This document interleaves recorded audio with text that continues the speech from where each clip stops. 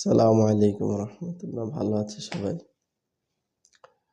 হাদিসের ভিতরে আসছে হুজুর সাল্লাল্লাহু আলাইহি সাল্লাম ফরমান, যে ব্যক্তি দুইটা জিনিসের জিম্মাদারি নিবে, হুজুর সাল্লাল্লাহু আলাইহি সাল্লাম জান্নাতের জিম্মাদারি নিলেন।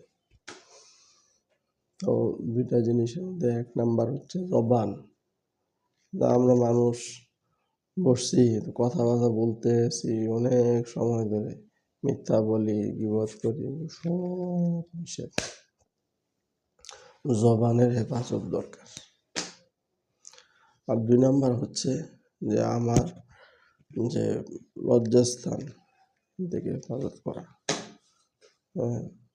আমি মহিলা মানুষ দেখলাম, সাথে সাথে